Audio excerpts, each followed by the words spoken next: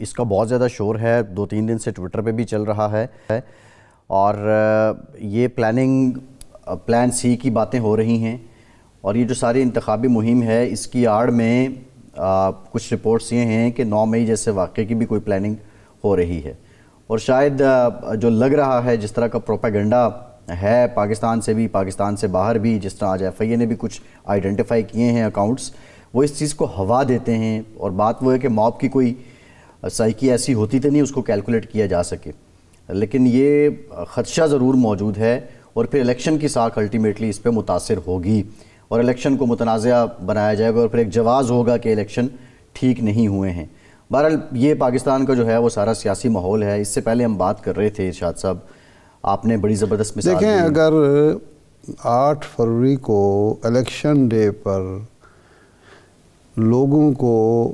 جس طرح کنور صاحب کہہ رہے ہیں، لوگوں کو حق ملتا ہے اپنا ووٹ کاسٹ کرنے کا، تو پھر کسی کی جرت نہیں، نہ ہے، نہ ہوگی، نہ ہونی چاہیے کہ وہ اس الیکشن کو متنازع بنا سکے یا کوئی دنگا فساد کر سکے۔ 9 مئی ایک دفعہ ہونا تھا، ہو چکا، ابھی روز روز۔ لیکن ارشاد صاحب 9 مئی کو احتجاج کا بھی تو حق دیا گیا تھا نا۔ میں عرض کر رہا ہوں نا کہ بھئی اب 8 کو الیکشن ہوتے ہیں، لوگ جس امیدوار کو ووٹ دے کر آتے ہیں اسی کے حق میں رزلٹ آتا ہے،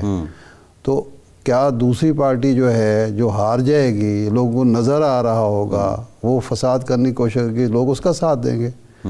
لوگ تو اس کا گریبان پکڑیں گے، لوگ تو اس کو گھر سے نکلنے نہیں دیں گے۔ ہار جیت تو ہر الیکشن میں ہوتی ہے، کبھی ایسا ہوا ہے کہ سارے امیدوار جیت گئے ہوں؟ ایک جیتتا ہے، باقی جو امیدوار 8 ہوتے ہیں، 5 ہوتے ہیں، 4 ہوتے ہیں، 2 ہوتے ہیں، وہ ہار رہے ہوتے ہیں، لیکن کبھی ہارنے والے میں یہ جرت نہیں ہوتی، اس کو بھی پتہ ہوتا ہے کہ میں ہار گیا ہوں، تو اس کے بعد کیا وہ یرغمال بنا سکتا ہے؟ میں نہیں سمجھتا کہ ایسا ہے، نہ ہی ہماری ریاست۔ وہ بات آپ کی ٹھیک ہے، الیکشن ڈے سے پہلے دیکھا نا، متنازع تو 18 کے الیکشن کو بنا دیے، مولانا فضل الرحمان کہتے تھے جی میں رزلٹ ہی نہیں مانتا، تو اس کا مطلب تھوڑا ہے کہ وہ جناب لیکن حکومت چلی، اور نہیں، دوسرا یہ کہ فساد تو نہیں ہوا نا، بس ٹھیک ہے، زبانی کلامی بیان شیان ہوتے رہیں گے، لوگ نہیں مانے نہ مانے، رزلٹ تو آ جائے گا، حکومت بن جائے گی۔ اچھا، یہ ارشاد صاحب بتائیے گا کہ ہم بات کر رہے تھے، آپ نے قائد اعظم کی مثال دی، اور یہاں پہ ٹروتھ اینڈ ریکنسیلیشن کمیشن کی بھی بات ہے۔ اب ایک انٹرسٹنگ سچویشن ہے، بلاول صاحب 300 یونٹس کی بات کر رہے ہیں کافی عرصے سے، آج حمزہ صاحب نے بھی بات کی ہے، لیکن پریکٹیکلی یہ انیشیٹو تھا حمزہ شہباز کا، جب وہ وزیر اعلیٰ تھے، انہوں نے کہا تھا پنجاب میں 100 یونٹ غالباً تھا یا 200 یونٹ تھا، آپ منشور نہیں آیا مسلم لیگ نون کا، 27 تاریخ کو آنا ہے، آپ نہیں سمجھتے لیٹ ہو چکی ہے اب مسلم لیگ نون پبلک میں آنے کے لیے، اور اب جب وہ کلیئر ہوئی ہے تو وہ ساری باتیں جو انہوں نے کرنی تھیں وہ کوئی اور پہلے کر گیا؟ نہیں، مجھے تو سمجھ نہیں آ رہی ویسے کہ مسلم لیگ نون اور میاں نواز شریف صاحب ہمیشہ آگے ہوتے ہیں، ان کی الیکشن کمپین بھی سب سے آگے ہوتی تھی، ان کا نیریٹو بھی سب سے آگے ہوتا تھا، اور وہ جو انیشیٹو لیتے تھے وہ پہلے لیتے تھے۔ اب تو ایسا لگ رہا ہے کہ تھکی ہوئی جماعت ہے، تھکی ہوئی لیڈرشپ ہے، وہ ادھر ادھر دیکھ رہی ہے کہ وہ پی ٹی آئی کیا کرنا چاہتی ہے اور پیپلز پارٹی کیا کر رہی ہے، اور مولانا فضل الرحمان صاحب کا کیا موڈ ہے، اور بیوروکریسی کا کیا موڈ ہے، اس کے بعد ہم کیا کریں، ڈری ڈری تھکی تھکی۔ اس کی کوئی وجہ میں تو سمجھ نہیں پا رہا۔ اب دیکھیں نا، نواز شریف صاحب ایک جلسے میں گئے، اس کے بعد جلسہ ہوا، اس میں گئے ہی نہیں ہیں، آج پھر وہ مانسیرا میں گئے ہیں، وہاں سے وہ الیکشن بھی لڑ رہے ہیں۔ ہاں، مانسیرا میں وہ الیکشن لڑ رہے ہیں، مانسیرا وہ چلے گئے ہیں، بڑی اچھی بات ہے، لیکن ہم تو یہی سمجھ رہے تھے کہ میاں صاحب الیکشن لیڈ کرنے آئے ہیں۔ اب آج انہوں نے یہ کہا کہ میں تو الیکشن لڑنے آیا ہوں، میں کوئی عہدہ منصب لینے کے لیے نہیں آیا، تو میں تو لڑنے کے لیے، اگر وہ بھی الیکشن کو لیڈ کرنے کی بجائے الیکشن لڑنا ہے، اپنی کانسٹیچوئنسی میں اپنا الیکشن لڑنا ہے، تو پھر میاں صاحب نے ایک اور اعلان بھی کر دیا ہے، اور وہ اعلان جو ہے وہ نان وربل ہے۔ میاں صاحب پہلے تقریر کرتے ہیں اور مریم نواز صاحبہ بعد میں کرتی ہیں، تو یہ سمجھ جانا چاہیے۔ اعلان کیا ہے کہ جی اصل میں لیڈر اب مریم صاحبہ ہیں، مسلم لیگ کو لیڈ بھی وہی کریں گی، کمپین بھی وہی کریں گی، اور وہ اپنا جانشینی کا تو پہلے بھی پتا تھا لوگوں کو، لیکن اب انہوں نے باقاعدہ ہینڈ اوور کر دی ہے یہ اب یہ اعلان جو ہے یہ بڑا سگنیفیکنس ہے، اور اس پہ ود ان فیملی کیا ری ایکشن آتا ہے؟ بہرحال یہ تو الیکشن کے بعد فیملی بھی پارٹی میں بھی دیکھیں نا، جو لوگ الگ ہوئے ہیں شاہد خاقان عباسی وغیرہ، تو وہ اسی بیس پہ کل کی ان کی سٹیٹمنٹ ہے کہ یہ جنریشنل جب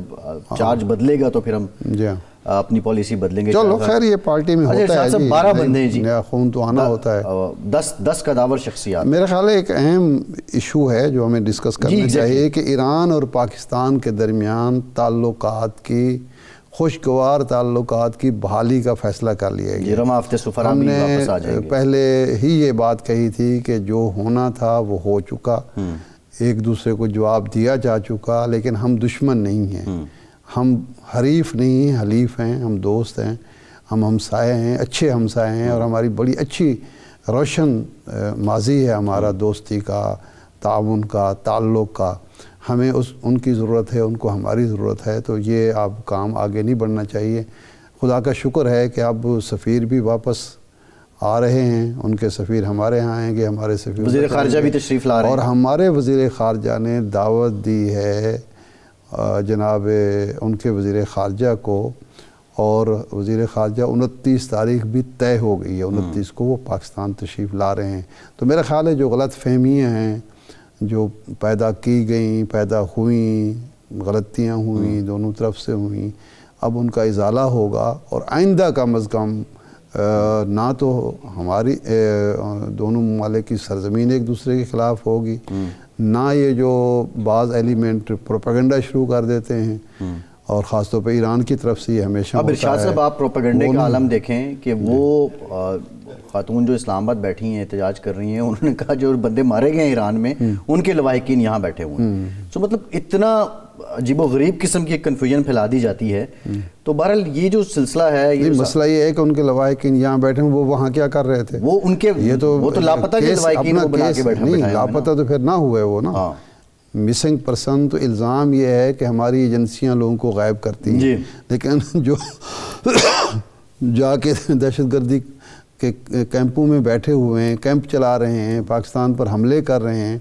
وہ پھر مسنگ پرسن تو نہ ہوئے. اور پھر تو اس کا مطلب یہ ہے کہ مارنگ بلوچ نے اپنا کیس خود خراب کر لیا. نہیں، وہ کیس تھا ہی نہیں شروع دن سے، وہ شروع دن سے کیس تھا ہی نہیں. نہیں، کیس تو تھا، کیس لیکن یہ تھا، بنایا گیا تھا کہ جناب لوگ مظلوم ہیں، لوگوں کے ساتھ جاتے، لیکن اس بیان کے بعد تو وہ کیس ختم ہو گیا. وہ بالکل ایگزیکٹلی کیس تو ارشاد صاحب وہ محمد قدیر بلوچ نے بھی بنایا تھا، لیکن اب وہ بیٹھا ہوا وہاں پہ باہر یورپ. بس یہ تو ہوتا ہے، یہ تو ہوتا ہے، اور لوگ مستفید ہو جاتے ہیں اس بات پہ. بہرحال یہ اب جو آپ نے بات کی ہے کہ دونوں جانب سے اب پاکستان کو، ایران کو یہ طے کرنا ہوگا، لیکن یہاں پہ ارشاد صاحب ہمیں ضرور اپریشیٹ کرنا چاہیے دونوں ملکوں کی جو اس وقت حکومت ہے اس کو، اور جو لوگ بیٹھے ہوئے ہیں جن کے پاس اختیار ہے، کہ انہوں نے بڑی حکمت عملی، بڑی دور اندیشی کے ساتھ اور بڑی خلوص نیت کے ساتھ اس معاملے کو حل کیا، ورنہ بڑی ہوا دی گئی ہے. عام طور پر اس طرح کا واقعہ ہو جائے تو ریپیریبل نہیں ہوتا، بڑی دیر لگتی ہے، خاص طور پر جب دوستوں میں اس رائقے میں کہتے ہیں یہ روٹ رہا یار مریض پوے پر چس نہیں راندھی ہوا. لیکن یہ اچھی بات ہے کہ ایک ہفتے میں دوبارہ وہ چس واپس آ رہی ہے، مزہ آ رہا ہے. تو انشاءاللہ تعالیٰ اب یہ دوستی جو ہے ایک ٹیسٹ ہو گیا ہے کہ جی ہم جو بھی ہو جائے، روگ ایلیمنٹ جو بھی کر لیں، لیکن ہماری دوستی ختم نہیں ہو سکتی.